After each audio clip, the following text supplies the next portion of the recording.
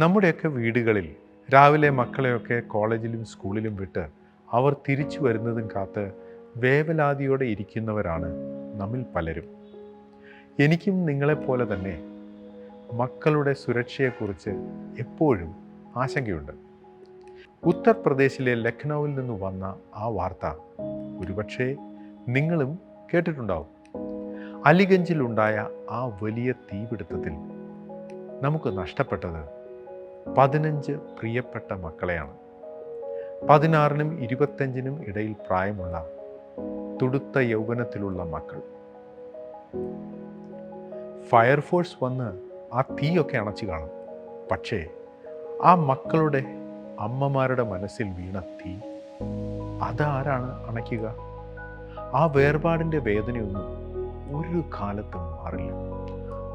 ഒരു നിമിഷം കൊണ്ട്, ഒരു ചെറിയ അപകടം കൊണ്ട് എത്രയെത്ര സ്വപ്നങ്ങളും പ്രതീക്ഷകളുമാണ് ഇല്ലാതായത്.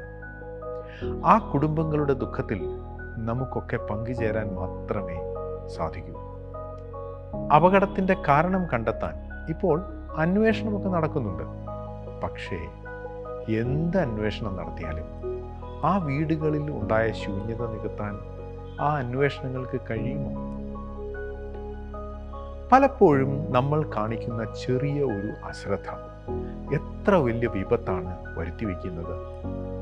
അതിപ്പോൾ ശരിയാക്കാം, അല്ലെങ്കിൽ നാളെ ആകട്ടെ എന്ന് കരുതി നമ്മൾ മാറ്റിവെക്കുന്ന കാര്യങ്ങൾ പിന്നീട് വലിയ ദുരന്തത്തിന് കാരണമാകാറുണ്ട്.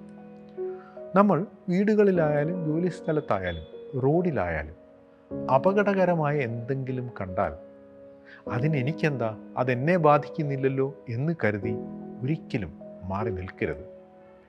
നമുക്ക് ചെയ്യാൻ പറ്റുന്ന കാര്യങ്ങൾ, നമ്മുടെ കയ്യിൽ ഒതുങ്ങുന്ന സുരക്ഷാ മുൻകരുതലുകൾ എടുക്കാൻ നമ്മൾ ഒരിക്കലും മടിക്കരുത്. ഈ ദുരന്തത്തിനിടയിലും സ്വന്തം ജീവൻ പോലും നോക്കാതെ മറ്റുള്ളവരെ രക്ഷിക്കാൻ ഒരുപാട് പേർ മുമ്പോട്ട് വന്നു.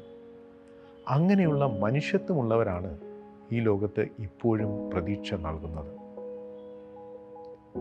പക്ഷേ നിങ്ങൾ ഒരു കാര്യം ശ്രദ്ധിക്കുക. നമ്മൾ കാണാതെ പോകുന്ന മറ്റൊരു ഞെട്ടിക്കുന്ന കണക്കുണ്ട്. ദി ടൈംസ് ഓഫ് ഇന്ത്യയുടെ റിപ്പോർട്ട് പ്രകാരം നമ്മുടെ നാട്ടിൽ റോഡിലെ തുറന്നു കിടക്കുന്ന കുഴികളും മാൻഹോളുകളിലും വീണ് ഓരോ 12 മണിക്കൂറിലും ഒരാൾ വീതം മരിക്കുന്നുണ്ട്. എന്നുവെച്ചാൽ ഒരു ദിവസം 2 പേർ വീതം മരിക്കുന്നു. 2015 മുതൽ ഇതുവരെ 5000-ലധികം ആളുകൾ ഇങ്ങനെ മരിച്ചിട്ടുണ്ട്.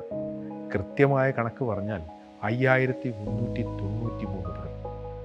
2020 മാത്രം 841 പേർ മരിച്ചു. ഇതൊക്കെ വെറും സംഖ്യകളല്ല. നമ്മെപ്പോലെ ജീവനുള്ള മനുഷ്യരായിരുന്നു, ഒരു കുടുംബത്തിൻ്റെ തണലായിരുന്നവർ, ഒരു കുടുംബത്തിൻ്റെ പ്രതീക്ഷയായിരുന്നവർ. നമുക്ക് ചുറ്റുമുള്ളവരെ കൂടി കരുതാം. നല്ലൊരു സമൂഹത്തെ വാർത്തെടുക്കാൻ ഉത്തരവാദിത്തമുള്ള പൗരന്മാരായി നമുക്ക് പരിശ്രമിക്കാം. അതുകൊണ്ട് ഓർക്കുക, എപ്പോഴും ജാഗ്രതയോടെ ഇരിക്കുക, മറ്റുള്ളവരെക്കുറിച്ച് ചിന്തയുള്ളവരായിരിക്കുക, പരസ്പരം സഹായിക്കുക. മാത്രമല്ല, എല്ലാറ്റിനും ഉപരി നമുക്ക് ലഭിച്ച നന്മകളെക്കുറിച്ച് നന്ദിയുള്ളവരും ആയിരിക്കാം.